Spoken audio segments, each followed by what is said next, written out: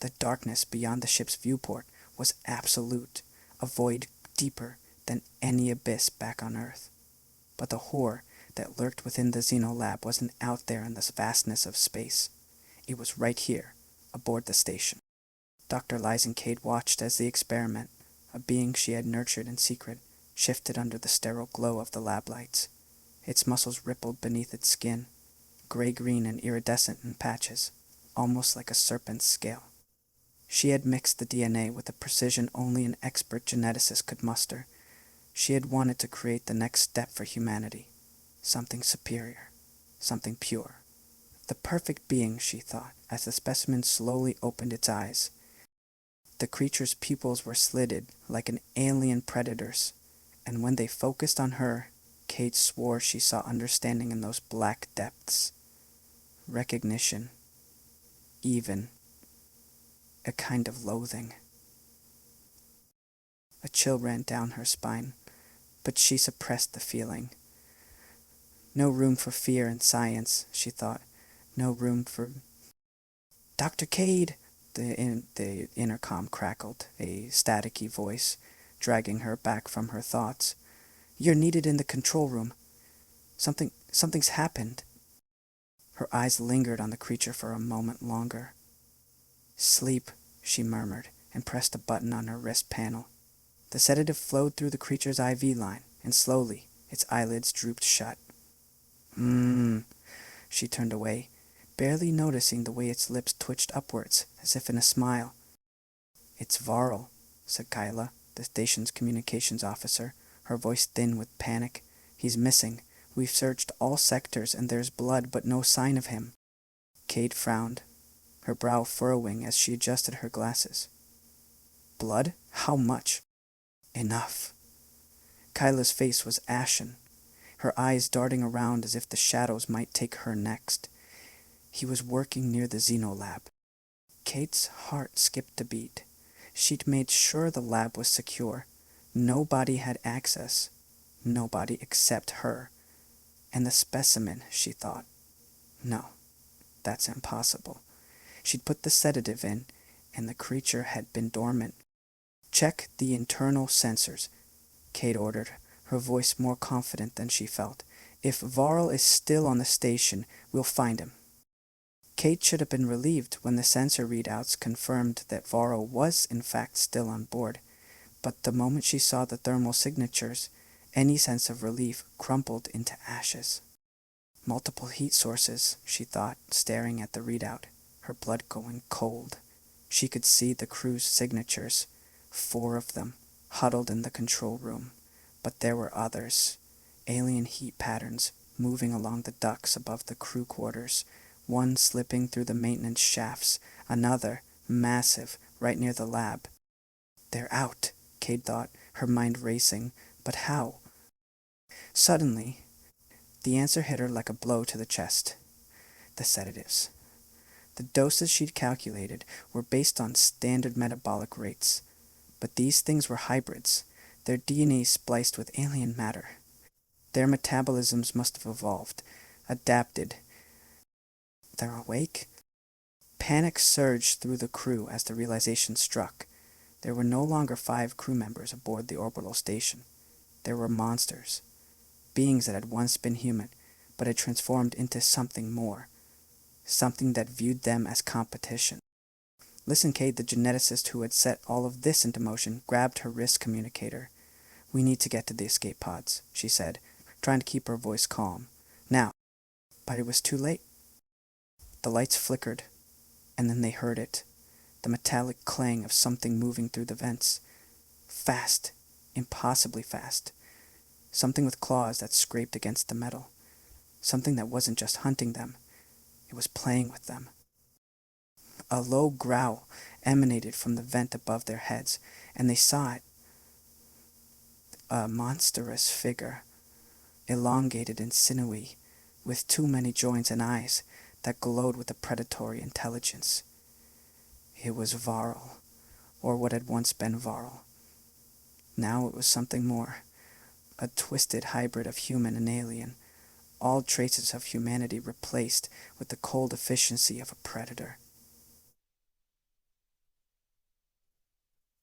disappeared down the historic hallway. "Move!" Kade shouted, pushing Kyla out of the way just as the creature leaped down, its claws slashing through the space where Kyla had been a moment before.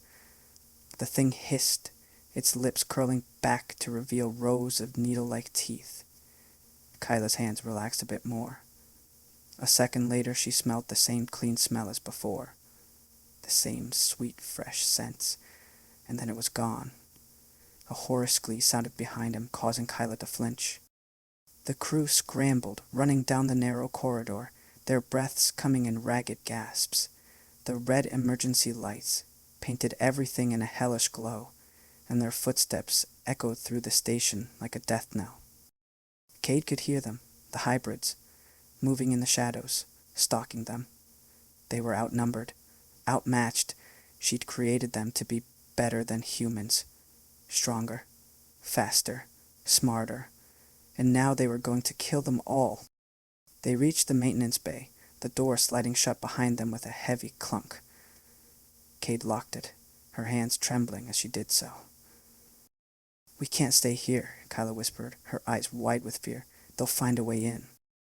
"We need to reach the escape pods," Kade said, her voice barely audible over the pounding of her heart.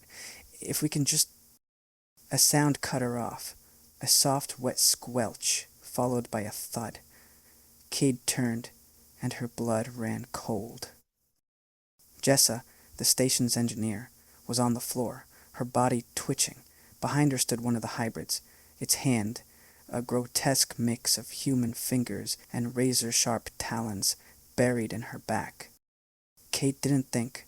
She grabbed a wrench from the workbench and swung it, the metal connecting with the creature's head with a sickening crack. The hybrid stumbled back, hissing, and Kade pulled Jessa away, her eyes scanning for any sign of life. But Jessa was gone. Her eyes stared up at the ceiling, empty and glassy. Kyla screamed, and Kade turned just in time to see another hybrid bursting through the ventilation grate. It moved with terrifying speed, its limbs bending in ways no humans should. Kade pushed Kyla behind her, raising the wrench again, but she knew it was futile. They were going to die here. The twist came suddenly, brutally. The door to the maintenance bay burst open, and a figure stepped through. For a moment, Kade thought it was another hybrid, but then she saw the face. It was her, a perfect copy of her, down to the smallest detail. The doppelgänger looked at her with eyes that were cold, calculating.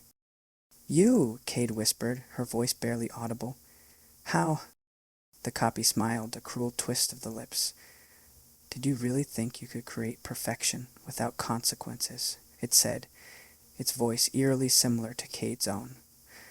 "We are the next step, and you are obsolete." Kade barely had time to react before the copy moved, its hand wrapping around her throat, lifting her off the ground as if she weighed nothing.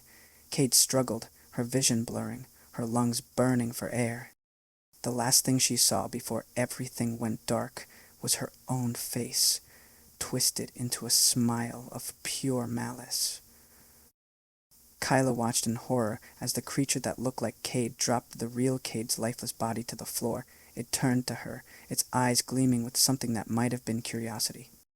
"You have a choice," it said, its voice soft, almost gentle. "Join us. Become part of something greater, or die, like the rest." Kyla's heart pounded in her chest, her mind racing. She could see the hybrids behind the doppelgänger, their eyes fixed on her, waiting. She took a step back, her hands shaking. I don't want to die," she whispered. The doppelgänger smiled. "Then you become one of us," it said, reaching out a hand. Kyla hesitated for a moment. Then, slowly, she took the offered hand. The creature's skin was cold, its grip unyielding. Pain shot through her arm as the transformation began, her DNA unraveling and rewriting itself. She screamed, her body convulsing, her bones shifting, her skin rippling as the alien DNA merged with her own. And then, suddenly, it was over. She opened her eyes, and everything was different, clearer, sharper. She could hear the hum of the station's systems, feel the vibrations in the floor beneath her feet. She looked at her hands, no longer human, but something more, something perfect. The doppelgänger, her sister now in a way, smiled at her. "Welcome," it said. "We have much work to do." Kyla nodded, a sense of purpose filling her. They were the next step, and soon they would be the only ones left. The hybrids moved through the station with lethal precision, hunting down the remaining crew members one by one. They worked together, a perfect blend of human intelligence and alien instinct.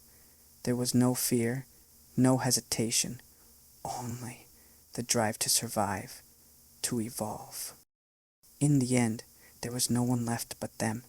The station was silent, the corridors empty.